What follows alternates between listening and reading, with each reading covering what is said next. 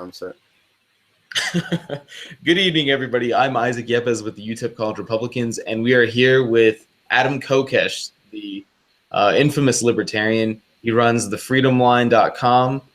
You can find it, or you can contact him at adam@freedomline.com. Good evening, everybody. I'm Isaac Yepes with sorry about that. I forgot to pause the live feed. Caller, you got to turn off your radio. There we go. Sorry about that. But yeah, how are you, man? Excellent. Thanks for giving me that great reminder. I remember the days of radio. Do you remember back when we had radio, kids? Yes. Yeah, I actually had a show on the radio. Really? Yeah, that was actually a major part of my career. I went from running for office to radio to television to the internet. Holy crap. How long did you run that? Oh, just 6 months, and my show got picked up as a television show with Russia Today right before I was going to get canceled as a radio show. So it was like just in time.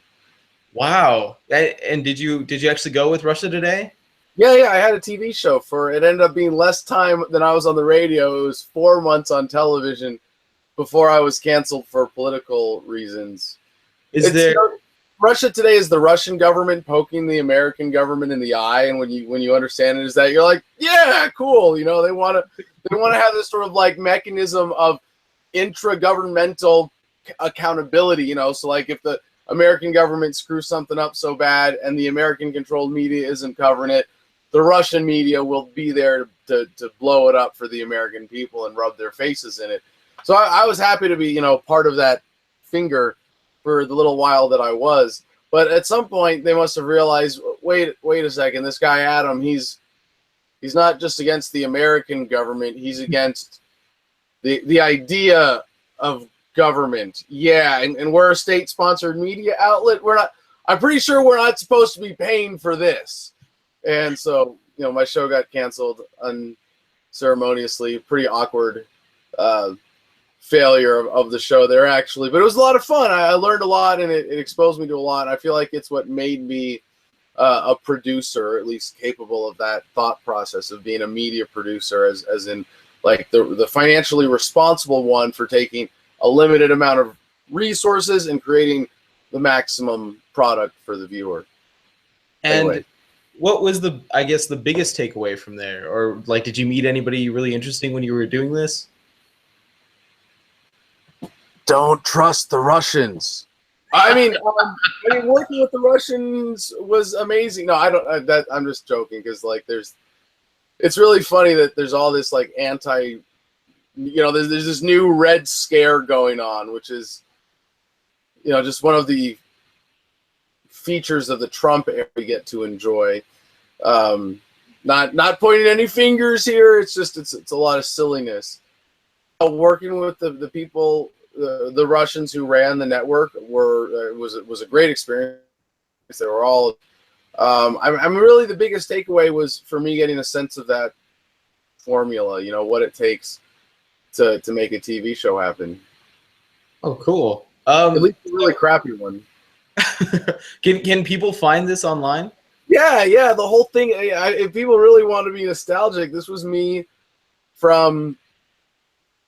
But April, May, June, July, and a little bit of August in 2011, I believe. And if you search YouTube for Adam versus the Man RT all together channel, and it's got like 6 or 7 million views, you know, from the time that we were on the air, and it's a fun little archive. I would never do the same show again, but it was a lot of fun. Oh, yeah, I'm gonna check that out. So. What you just mentioned the new Red Scare, I guess. So what's going on with the Russia, and you know, Democrats are saying there's hacks, and the Republicans are saying there's no evidence of hacks. What can you make of all this? I try not to be distracted by it too much. I'm a big fan of Frank Zappa's description of American politics as the entertainment wing of the military-industrial complex. And if you listen to some of the wrestlers, the pro wrestlers who have become libertarian, like Glenn Jacobs, he says like he looks at politics like a staged wrestling match. And by wrestling, I don't mean like real wrestling, I mean WWE.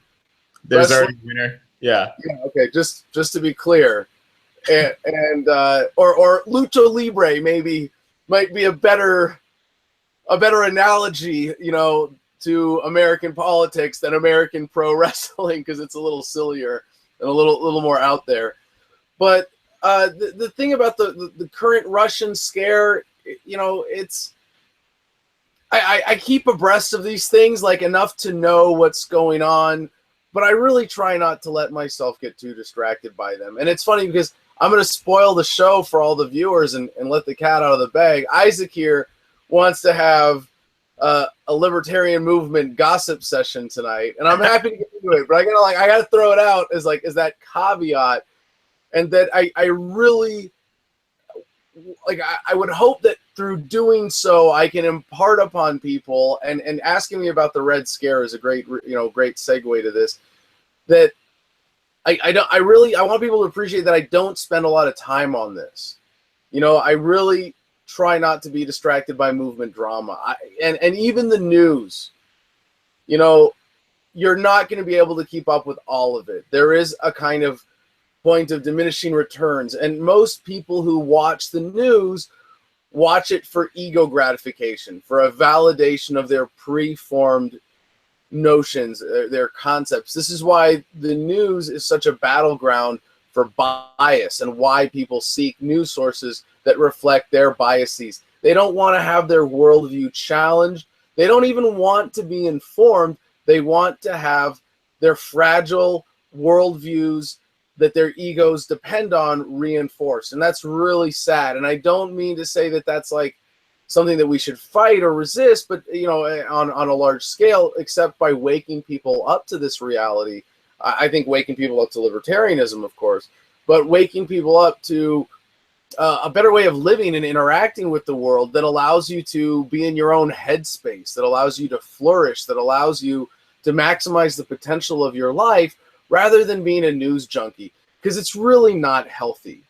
It's really a terrible way to live. I mean, can you imagine on your deathbed, the day that you're going to die, because you've read the newspaper for 2 hours every morning, go, I got to pick up the newspaper. I got to see what's going on in the world today before and go holy crap, have I spent my whole life? How many hours have I dedicated to embracing someone else's worldview, or just consuming current events in a way that doesn't really enrich my life? And I think especially when it comes to the Red Scare that we're experiencing, it's important to keep this in mind, and politics and the Trump era in general. I think when they have an election in America, it is a genuine contest. It's not a selection. The selection is who's allowed on the ballot, who's allowed to get prominence in the media. But there's a genuine competition. People behind this system, you want someone that the people embrace. You want to market test your front man. You want him to be as popular as possible so that he can get away with as much evil crap as possible in the name of the government. So when you see what's happening today, you go, holy crap, they've really got this down to a science. Donald Trump is a brilliant, he's a master. I mean, it's like a predictable devolution of American politics that our president is a TV reality show star. That's, yeah, he's got plenty of other credentials. Yeah, he's a smart dude, we're not at President Camacho yet. For those of you who know Idiocracy, best unintentional libertarian movie ever. But, President Camacho, the bodybuilder president, firing a machine gun from his hip, that guy. We're not there yet, but this is kind of a big step in that direction. Although I think there's a more important countervailing step, which is conversations like this, which is people who are embracing a different worldview, people who are generally checking out, going agorist, going Galt, and taking a proper understanding of government. So you mentioned that the Red Scare and I guess news media as a whole, or as a generality, is just a distraction from the military-industrial complex. can anybody do anything about that, or is there a way of minimizing it, or at least stalling it? What can people do? Of course. Well, I want to start with like two sidebars or preambles to my answer to that. And the first one is to realize that the state will not end a day sooner because you read another hour of news stories today. And the state will not end a day sooner because you read another book on economic theory or monetary policy. The way we change the world is by getting out and communicating with people and changing the way that other people think. So my second preamble to the answer to this question is my long view of human history. And this is really important to keep in mind. And I always think this is something that I get to extend to people as a beautiful invitation in crafting a comprehensive worldview, even a political worldview. You have to step back and take a look at the course of human history before you can say, this is how we should do things today. And when you take that big step back, and again, there's a lot of rational ignorance here, but I know enough of human history to have confidence in, not my speaking ability, but to have confidence in my perception of human progress over the millennia. And how, this is my main thing that I like to cite in this is Professor Steven Pinker, the Harvard professor, who does a great talk called The Surprising Decline in Violence. It's a TED Talk. And it's based on his book, The Lesser Demons of Our Nature, or The Better Angels. I'm sorry, it's something like that. But if you look at Professor Steven Pinker at Harvard, you can see he's got a lot of work on this subject. And in his TED Talk, he clearly shows how we are living in the most peaceful times in human history. You are less likely today than ever before to be subject to violence at the hands of another human being. When you understand freedom as nonviolence, if someone is being violent, it means that someone's freedom is being violated. You can step back and go, wow, this is the ultimate mark of human progress. Not dollars, not widgets, not even technology, because all of those things hinge on our ability to cooperate nonviolently. That is, in free trade, in capitalism. That is what makes all of the cooperation that makes all other measures of human progress possible. And so I see how that connects to government. And some people will say, well, we didn't always have government, then we had government and made things worse. I think that's not an entirely accurate picture, because before we had what we know of as institutional government, we had tribal government that, from the historical records, was actually on the whole a lot more violent. Certainly you can point to certain advantages that it had here and there compared to having a central bureaucratic government. But what's happened is that we've upped the standard of ethics. Whoever could pick up the biggest rock was in charge, and might makes right, and that's it. And then we've made it harder and harder for people to use violence against each other. We've raised the standard of ethics in the sense that don't hit, don't steal, don't kill are now only, well, we'll make this special exception for government. If you're a cop or a soldier or an IRS agent, you can hit and you can steal and you can kill if the magic politicians and their magic laws say that it's okay. And the fact that I think we've gone from a state where the standard of ethics almost didn't exist in widespread society. Now we've raised it so high, we just have to raise it that last bit higher to apply consistently to government, and then government can be phased out. So to answer the question more directly, what do we do to advance humanity? And you have to recognize too that this course of human progress is not something that really can depend on you as an individual. I'm sorry for those of you with a Messiah complex out there. It's not gonna. You can commit your life to accelerating this cause, or working against it, or to something else entirely of your own personal indulgence. But this is going to happen with or without you. This is, with the caveat of, as long as we don't blow each other up with nukes first, okay, fine. As long as an asteroid doesn't hit the Earth first, fine. Okay, yes, as long as we don't elect Donald Trump president. Oh crap! No shit. Okay, just kidding. But no, seriously, this is happening with or without any of us as individuals. We cannot determine the nature of progress of life on Earth and human life, which is to seek greater harmony.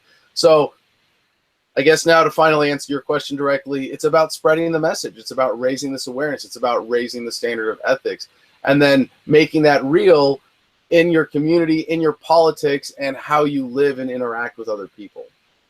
So you mentioned Donald Trump, and I know that you tweeted about him, I think a couple weeks ago, that he was going to inevitably make the government larger. Okay. Now, he's, to my understanding, he's cut some budgetary, I guess, conflicts of interest so far. It was like the arts, PBS, I'm not sure if that went through yet, and Planned Parenthood. But in spite of that, what has he increased so far? Military spending is the big obvious one. And I don't know, I don't keep track enough to go, hey, did it happen today? Did the bill go through? Is it actually in effect? Because like I really don't care.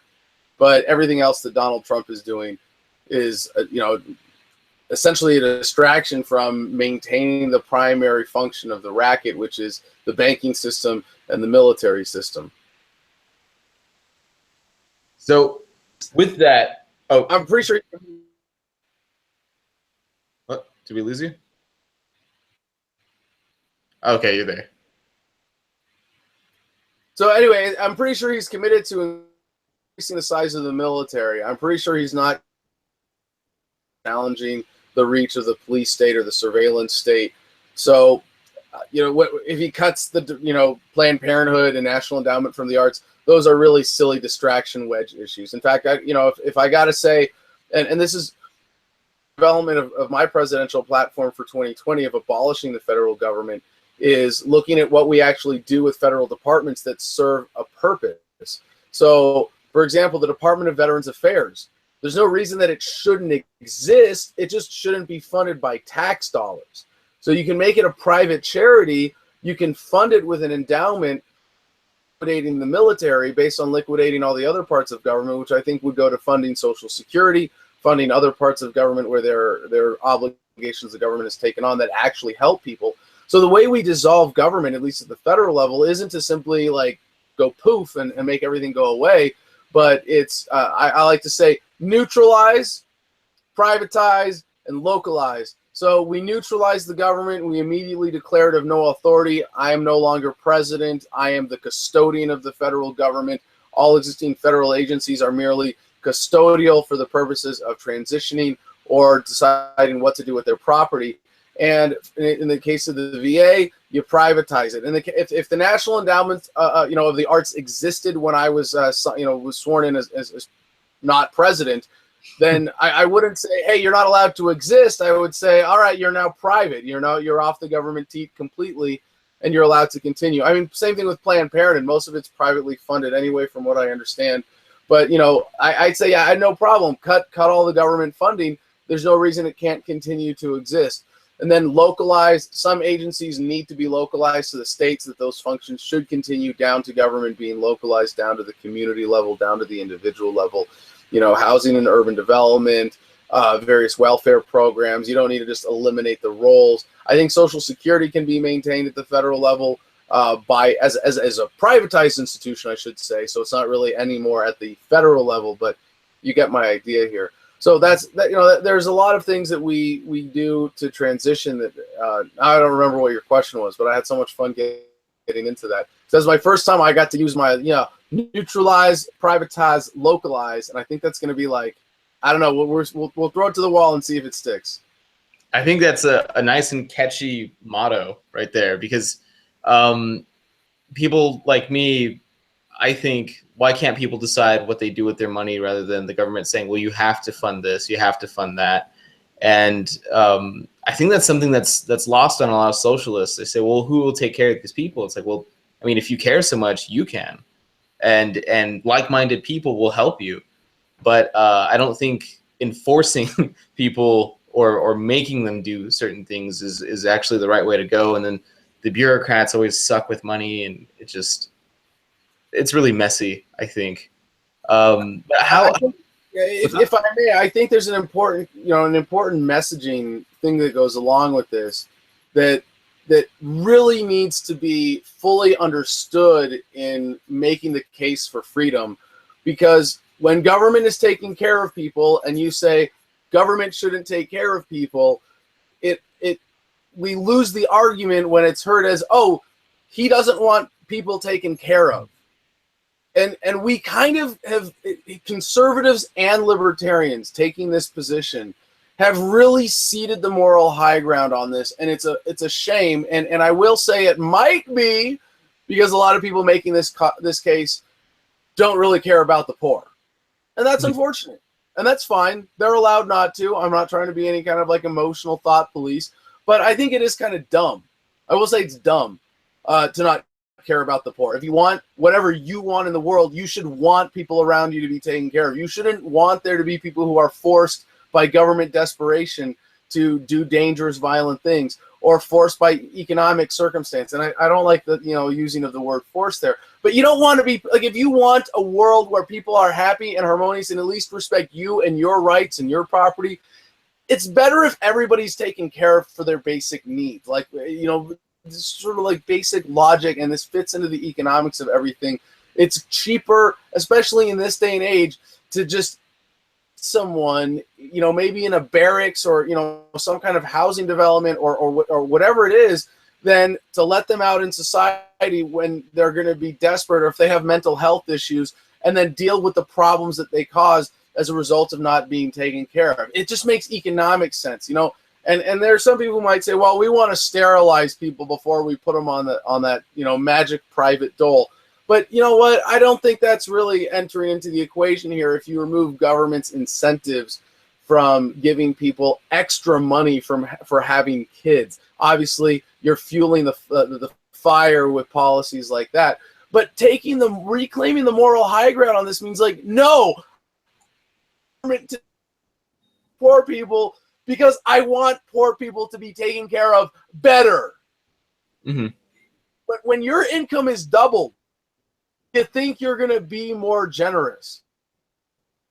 Have government standing between people that you want to take care of. Don't you think your resources are going to be more effective in doing so? When we get government out of the way, which actually prevents people from feeding homeless people by law, has gone out and arrested people and made it harder for the people who want to do the actual helping to do it, so that government can maintain their monopoly on providing these social services. Yeah, we're going to be a lot better able to take care of people who are destitute in our society. That's the world that I want to see, not where we sort of go, oh, well, I'm paying all these taxes, let's let government take care of it, knowing that government taking care of it is making the problem worse.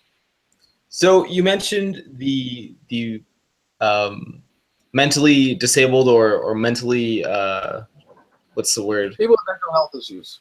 Yes. Now, I heard a big case about, I want to say 2 years ago, some guy was making the argument that things were actually better for mentally ill people when government was helping them out, I think in like the 60s or 70s. And once they cut funding, it got a whole lot worse. So is there any room for competition between the private and the public sector for something like this? Or what exactly is the best method? Well, if you had two companies, like say you had McDonald's and Burger King in competition, but all of a sudden King permission to hire a guy to point guns at people walking by their restaurant on the street and force them to eat at their restaurant, could they compete with McDonald's? I don't know. I wouldn't call that a competition when the rules are so slanted in favor of one competitor. That's government versus private sector. So yeah, they can compete, but it's obviously on a tilted playing field. Are we going to get into the gossip part, Isaac? Because I know you had like, you're asking me all these intelligent questions now. I didn't mean to put you off that. No. I actually wanted to ask you about Rand Paul, because on one side of things, a lot of people really like him, and then on the other side of things, it's, oh, this guy's a kook. So I want to know your thoughts on Rand Paul. Well, I really like him, and I think he's a kook. So I don't know where that puts me. No, I think I don't think he's a kook in the way that people normally use that. I think he's a statist, which is being a member of the big silly cult of the omnipotent state. And it's really disappointing when you have interviewed his father, as I have, and heard him talk about voluntarism as the foundation of his political beliefs. And by the way, I disagree with Ron Paul's application of voluntarism, or his consistent application of that. I think his political position creates an inherent conflict by supporting the existence of even a minimal constitutional government. But I can very much appreciate that he does it based on that same core philosophical grounding of voluntarism. I prefer voluntarism, but voluntarism brands better, and I've used both words with Ron Paul. So he believes that all human relations should be voluntary. That's the fundamental basis of his political beliefs. And when Rand was running for the U.S. Senate, a lot of us supported him on the understanding that he was also similarly grounded, although he might be taking a different strategic approach. And there are a lot of people arguing that somehow he's a closet libertarian, not a conservative. But he's actually come out and publicly insulted libertarians a number of times in a way that is so counterproductive if that's his strategy. But the strategy is also a faulty one when you understand that in order to bring about real shifts towards freedom, you have to change the paradigm policy.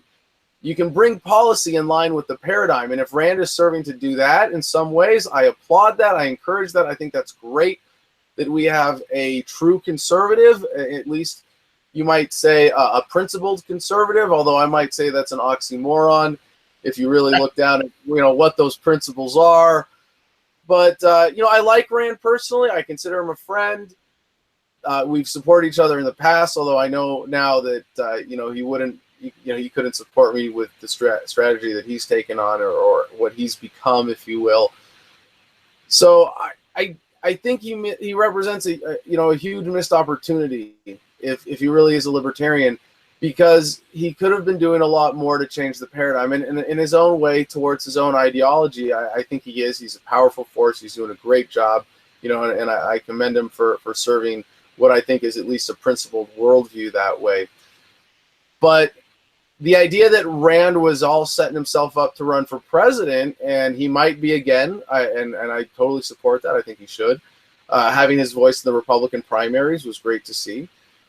But if he were to win on his platform and then take the presidency and then turn around and be like, surprise, I'm actually a libertarian, I'm not really a conservative, I tricked you, America.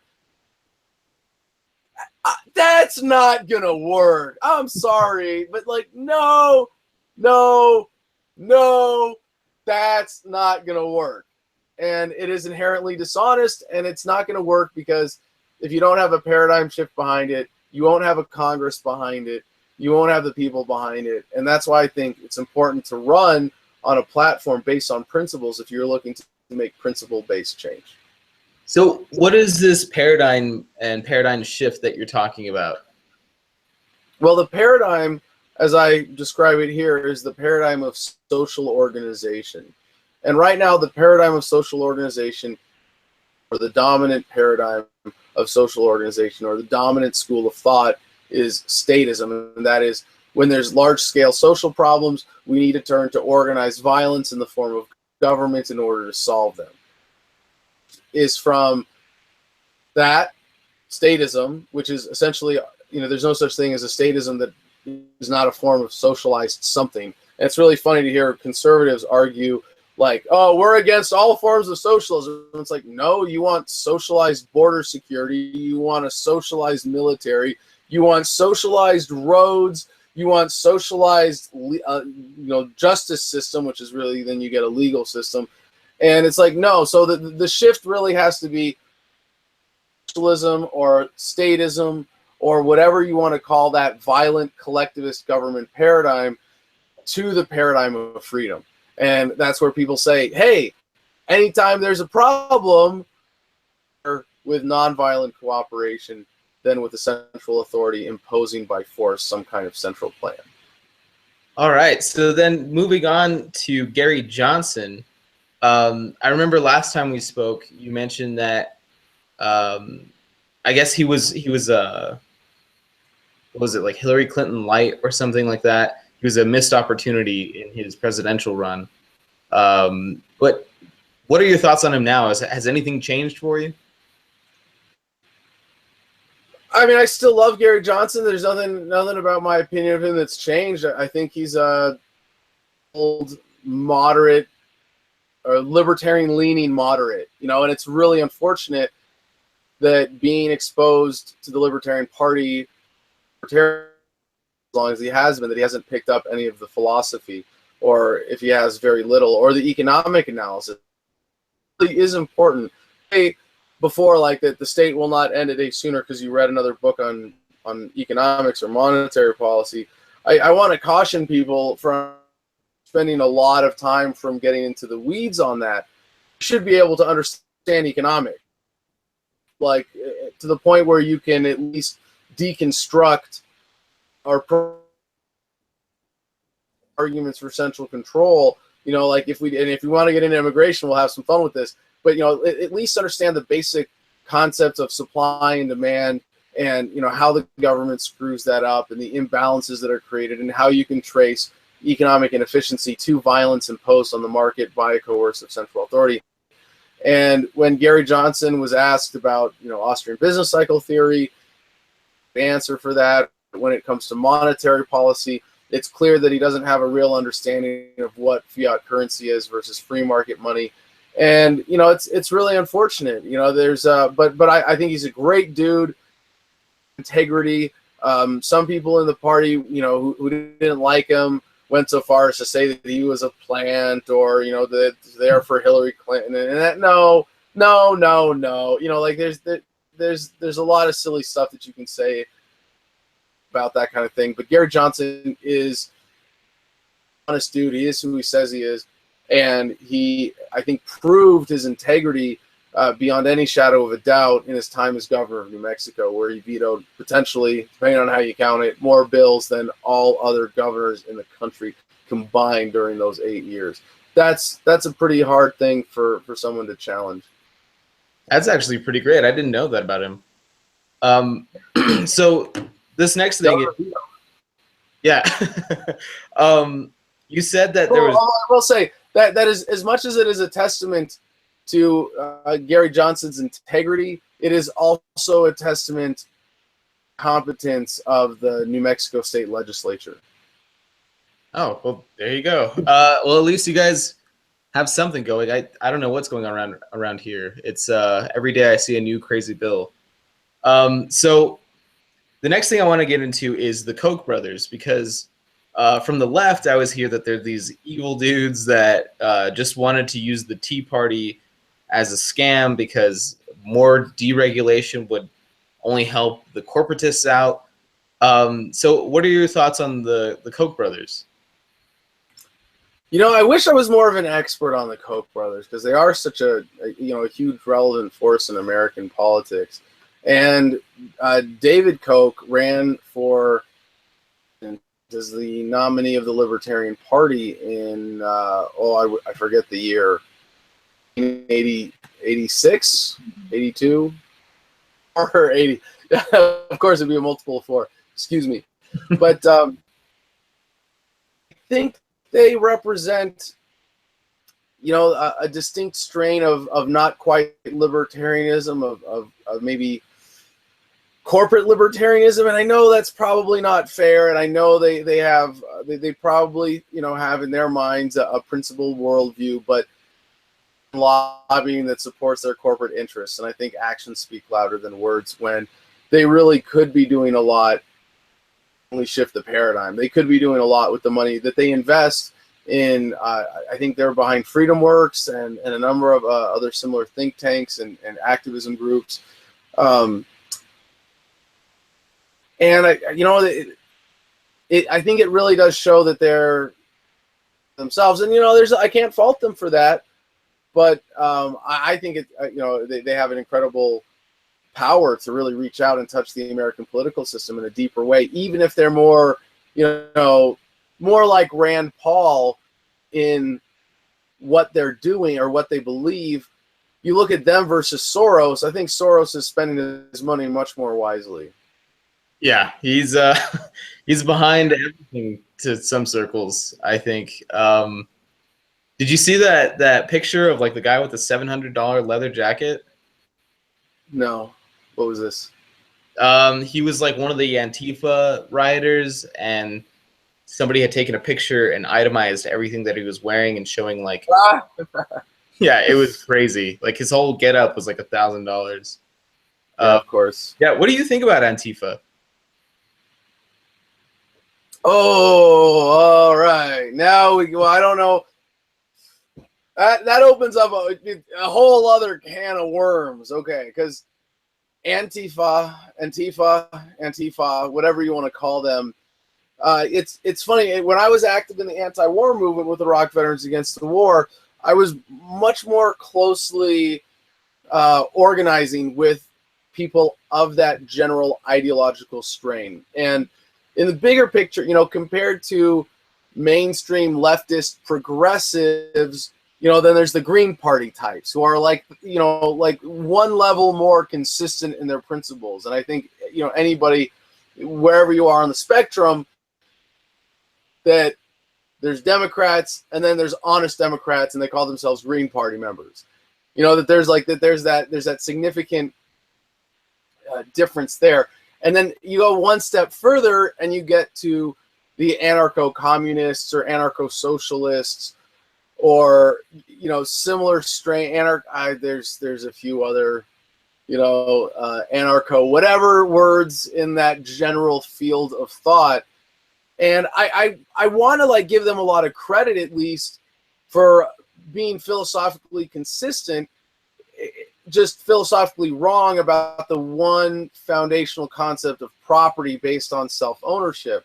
And I think we have, really, most conservatives, even mainstream conservatives, have more in common ideologically with an anarcho-communist Democrat, because an anarcho-communist would say, hey, I want my own little commune here, leave me alone, where that, principled conservative set might say, well, I want my conservative middle American, apple pie community here, leave us alone, and get government localized, get rid of the central control. They would both support, if not abolishing the federal government entirely, immediately getting it down to the local level where they can have their personal economic preferences expressed. And I go, hello, anarcho-capitalism or voluntarism here in the middle, it keeps everybody happy. You can have your thing here, you can have your thing there. So that being said, the types are I'm trying to maintain my political correctness here. I can't even say redheaded stepchildren because that's mean to gingers, right? Wait, am I not supposed to say gingers? Is that show that I watch too much South Park? Okay, wait.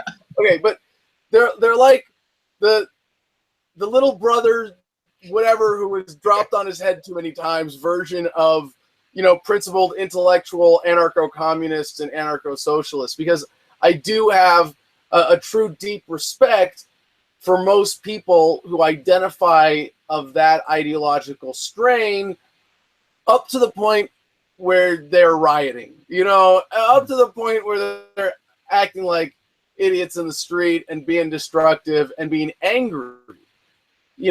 This is supposed to come from a position of at least personal enlightenment, of having considered the world, of having become settled with your own emotional response to the world around you and thought something through.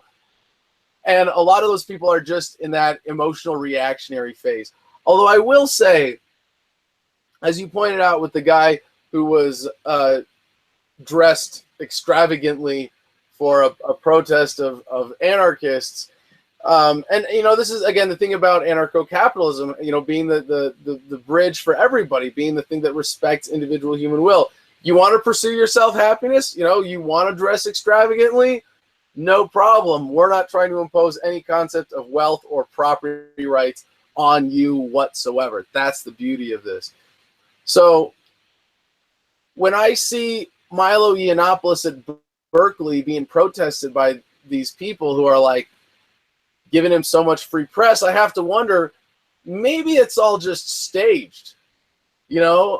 Maybe it's all just like, if I was Milo, man, you couldn't purchase PR like that. I would pay to have Antifa protest me. Maybe I should cut loose here. They're like the retarded redheaded stepchildren who were dropped on their heads way too many times and shot full of way too many antipsychotic drugs and abused as children. And they're the ones, that's who they are relative to the intellectual anarcho-communists. And they should come protest me at my next event. I'll be all over the country this fall. 70 events in 4 months. Kicking off the Kokesh for Not President campaign. I dare you. Be there. Okay. I would like it if you have like a little calendar, like don't show up to any of these now. Yeah. Yeah, I think that raises some interesting things because I had never thought of it like that. They don't want a centralized power, and I think that's why I guess Donald Trump kind of awakened this need to protest centralized government. I wish they didn't do it the way that they do, but the ideological consistency argument does make sense to me as far as that goes. It's just the vitriol. I would like to take that out of there because they have been getting increasingly violent. Yeah, and if I may, this is something that I go back and forth on, or I used to go back and forth on a lot with my activism, because I started as an angry anti-war veteran. And I was pissed. When I found out that my buddies died for lies, when I found out that I risked my life to make Dick Cheney rich, I was pissed. And I think there was definitely a place for that. And there was a phase of my activism that was based on that. But certainly now, and certainly in the long run, sometimes again I go back and forth with this in a smaller sense that people are emotional. We have to share what's emotional about us, but I don't think we can scare people into enlightenment. You can only scare people into statism. Oh, the terrorists. Oh, the immigrants. Oh, the black kid selling crack on the corner. All these boogeymen that are raised to scare white middle America.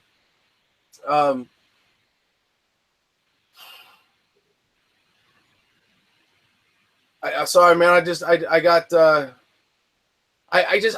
I know that there's we have to meet people where they're at. Human beings are emotional. We make decisions based on emotion, but what we're telling people to do is, put down the guns, ballots, put down the government like a sick old dog. Let's just, bang, put it down. But seriously, no, the message is calm down. And you can't tell someone who's raging, calm down. You have to listen to their feelings. You have to relate to them. You have to understand that and be like, hey, don't you think it's time to calm down?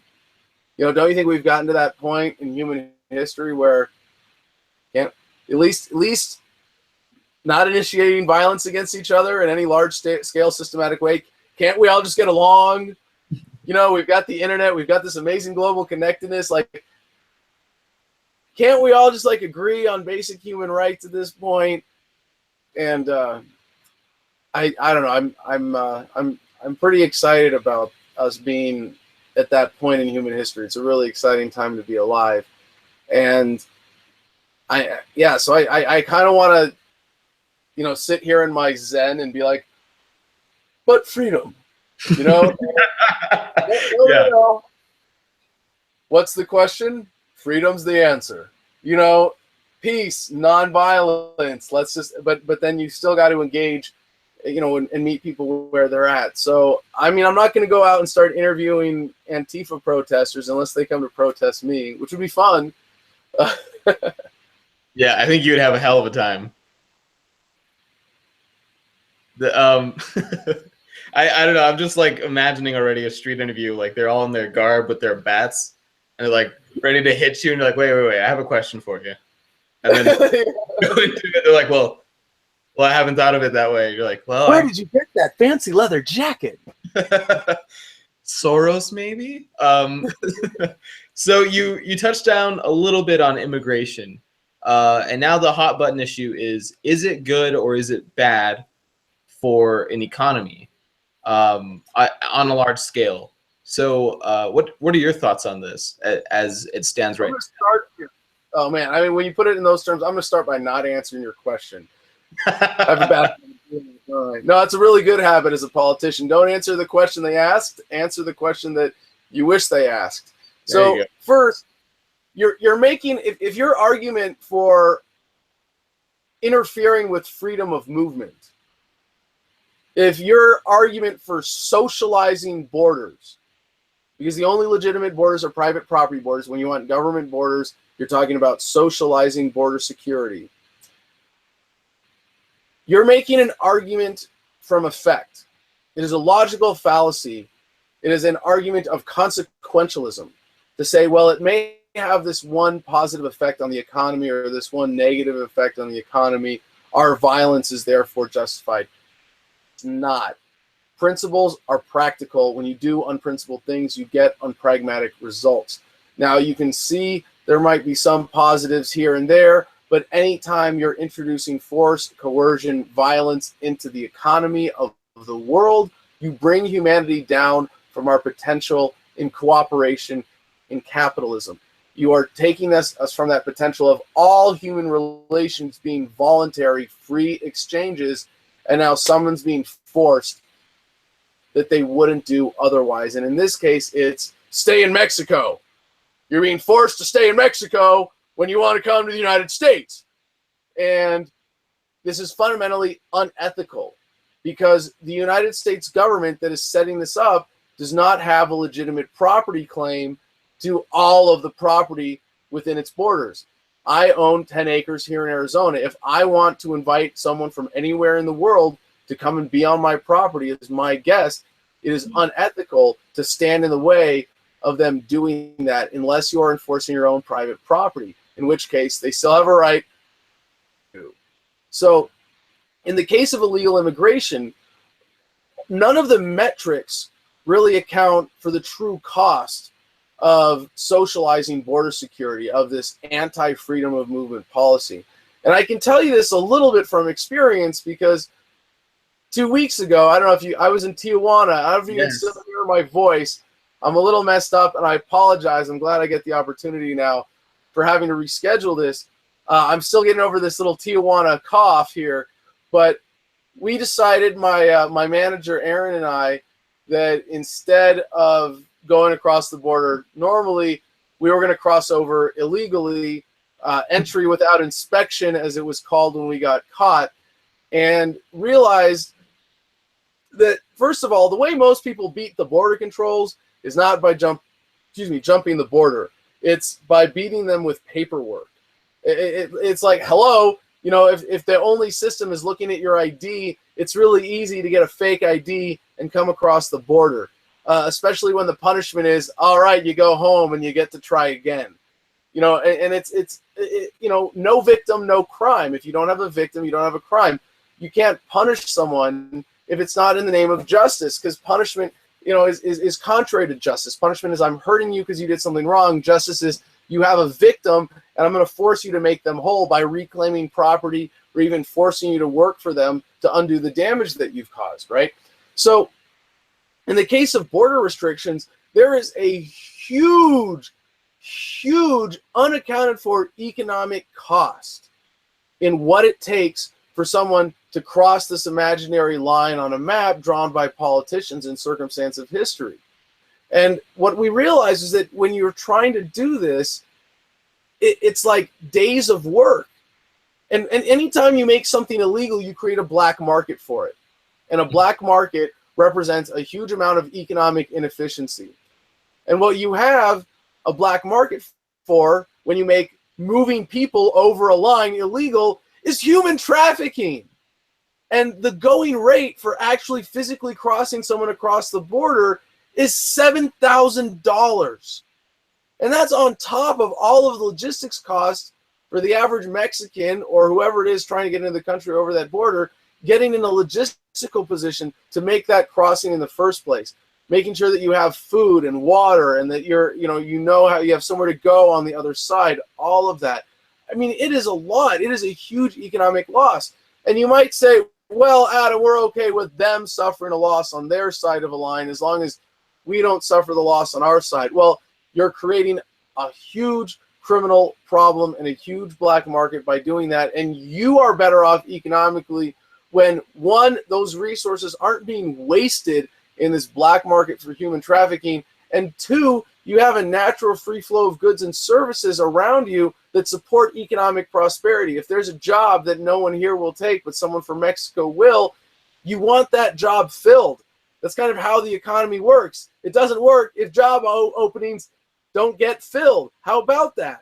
But even if what we wanted to do was keep them on the other side of the line, we want to maintain our us community here, we're better off doing that with private property communities and making sure that we eliminate the incentives for people to come here in a way that's overcome this extra burden of cost of the black market and human trafficking. So, get rid of the welfare state, get rid of the unfair trade deals, get rid of the fiat currency, get rid of corporatism, get rid of regulation, and people will be able to prosper anywhere on earth as opposed to having to come to certain areas where, frankly, it's because of the economic bullying of the United States government and the U.S. dollar system as the world reserve currency that has created an unfair economic imbalance that favors those of us who are citizens of the empire. Those are some interesting ideas there. One thing I really wanted to ask you was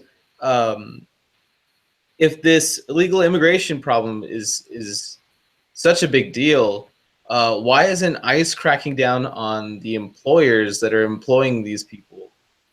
Because it's always blame the people that are taking advantage of a system that's already in place rather than the people enabling it. Because they donate to political campaigns. I think we're going to get shut down. No, well, there's a lot of reasons, but yeah, you point out that obvious contradiction. You go, yeah, there's something else going on here. Yeah, because I can't recall the last time I saw a headline of, a big crackdown on unethical employers or anything like that. It's always, oh, well, there's a raid here, 200 illegal immigrants rounded up or something like that. And it's never, oh, well, why were they there in the first place? Like, how were they surviving if they didn't have any money? And I think if... Well, let me take that a step further, if I may. We got caught by triggering a seismic device, and the Border Patrol came out, and we're walking around with flashlights, and they found us, within 30 minutes. It wasn't hard. I mean, we crossed the border. They didn't charge us. They didn't fine us because I think we crossed in a way that they weren't able to trace our footsteps or provide proof. I'm going to be making a video about this and really tell the whole story eventually with Aaron and get into it. But I'm sorry, I forgot where I was going with that. Taking it a step further, what they know, we know that they know through the CIA, through the NSA, through government surveillance. Like, if they wanted to make a map of the United States with every company that's employing 5 or more illegals, they could do it. The government has the intelligence capability of identifying all of these people. That's kind of the scary thing about this, is that they know who these employers are. They know where these people are going, and they let it continue. I think the way I say it in my book, Freedom, is that when you empower a government to chase monsters and determine its own budget and be the single source of news, you're soon going to find yourself, or of intelligence of this nature, you're going to soon find yourself in a world full of monsters that are very expensive to fight. I think this whole illegal immigrant issue is one that is created by government policy. And I hesitate to say deliberately, never ascribe to conspiracy what can be adequately explained by incompetence. But here, it's just too obvious. There are too many pieces, like you said, pointing out that they don't go really bust employers on in any way that would put a dent in this problem. They're managing this problem because they make money managing the problem. They don't make money solving it. So in this vein of reasoning, do you think that Antifa has a legitimate claim there when they say it's fascism, using illegal immigrants as a scapegoat rather than blaming the employers that hire them, which gives them incentive to come over? Okay, so that's a very charged word. You're asking, are they right when they call it fascism? That's like saying, can you look at an elephant's trunk and tell me that it's an elephant? I mean, it's an elephant's trunk. It's not, the part is not the whole. Mm-hmm. And I think I phrased that wrong, but whatever. The point is that this word fascism is so emotionally charged. And I think there are two definitions, working definitions that kind of make sense. But anytime anyone ever uses the word fascism, I go, can you define that? And I have a lot of people trolling me on Instagram. It's one place where on social media, I really consistently answer all of my messages. I don't know why. I just like the Instagram. And so I get trolled by fascists, people who call themselves fascists. I say, define fascism, and they usually can't do it. So I have sort of two working definitions that I try to keep in mind. And one is Mussolini's definition of fascism, which was the merging of corporations in the state. And by that definition of fascism, America has always been a fascist country. There have always been corporate interests intertwined with the state. And I think it's kind of almost a meaningless definition because the state always exists more or less to support some private organized industrial economic interest, that is corporate interests. So when you say fascism is the merging of corporations and state, well, we're a long ways from that, where the government really has mostly control of the economy in one form or another. And then the other definition of fascism is where government runs everything, that it is a dominant dictatorial government that is a centrally planned country. And so to say that this is fascism or that is fascism, it's kind of silly. It's one of those emotionally charged words that I generally try to avoid. So are they right in calling it fascism? No, they're emotional crybabies, cry bullies, who are just looking to manipulate your emotions while throwing temper tantrums. That's fascism. That's fascism. Okay, well then Obama was a fascist. There's no standard metric, and it's kind of silly. Although I will say there is I want to be careful in how I describe this. There is a sentiment behind Trumpism that is kind of like fascism. It's maybe better described as strongmanism. That people want a strong leader. They want a dominant leader. They want someone who's going to dictate a lot of society. But that's, to stretch Trump in reality into that is intellectually dishonest. Yeah, I ask because I'm trying to understand the people that are in this radical sect, because I went through the phase of just these people are idiots, but I don't think just calling them idiots and saying look at the stupid stuff they do is going to help anything. I want to understand them so that way we can argue on an equal playing field and understand each other's ideas. Hold on. I want to caution you on that a little bit, if I may. Yeah, sure. We don't need everyone on board to establish a voluntary society. You know what I mean? We just need a critical mass, and there's some people who will be dragged kicking and screaming into freedom, and that's okay. And about to take it back to the theme of mine that I think is near to my heart, this idea of Zen libertarianism is that, libertarianism is something you get when you're grounded and centered and emotionally balanced and in control of yourself like an adult. And the Antifa protesters you're talking about are emotional children. Some people will need a lot of therapy before they're ready to embrace freedom, and that's okay. We'll have robots for that soon enough. Oh man, I love the way you put that. Seriously though, part of my fantasy about how humanity moves forward is therapy robots. Like that we're all going to have, and it won't be a robot, it'll be your phone. It'll be a program in your phone, like in that movie with Joaquin Phoenix with Her. Oh, Her. I love that movie, yeah. Yeah. But that'll be, so you'll have that voice in your earbud or in your phone, like, sitting right next to you all the time. And anytime you go, is there something bothering you? You'll have that voice right there. Does that remind you of what your father did to you when you were a child? You'll have that right there, able to, cut through that and give you that therapy, give you that self-awareness. I think we're like, and I know it's funny, but I'm really serious about this, that mental health is critical to humanity moving forward, breaking the cycles of trauma that almost all of us endure to some extent from our parents.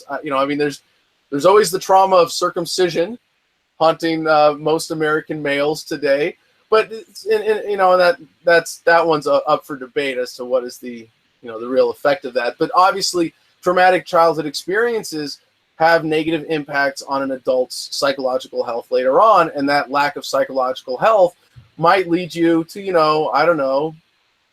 be an Antifa protester. Well, we're just about out of time. Do you have any final words? Man, we got way too much into the gossip there with Antifa. But no, I will say finally, in case they do come out and protest me, I really hope they do, that I at least respect. I'll say this. I respect Antifa protesters more than the fat guy sitting at home on his couch who just pretends to not care about anything. So that being said, we've got a tour coming up. I'm getting excited to start planning this really shortly here. The Kokesh for Not President campaign is finally ramping up and getting organized. We've got a manager and a development director and a PR person and a production assistant coming on board.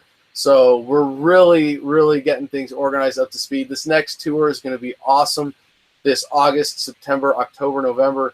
So please go to thefreedomline.com, freedomline.com. It's Adam at thefreedomline.com if you want to get a hold of me. My book, Freedom, which I started writing when I was in jail, which is now banned in U.S. prisons, is available there for free in every digital format, including audiobook. The paper version is just $5. You can get them in bulk and share them with people around you. You really, really especially appreciate people who use this as a tool to get the message out there. And of course, we're using the presidential campaign, the not presidential campaign, as a way of connecting with an even broader audience and taking this to the next level. So, Isaac, thank you so much for the opportunity to talk to you tonight. And thanks everybody for tuning in. Peace and love. Of course. Just one thing. Can you stick around for like 2 minutes after the broadcast? Happy to. Okay, cool. And what was your motto again? It was to neutralize, privatize, and localize the entire federal government. There we go. All right, I'm Isaac Yepes with the UTEP College Republicans, here with Libertarian Adam Kokesh running for not president in 2020 from New Mexico. All right, thank you guys for joining us. Have a good night.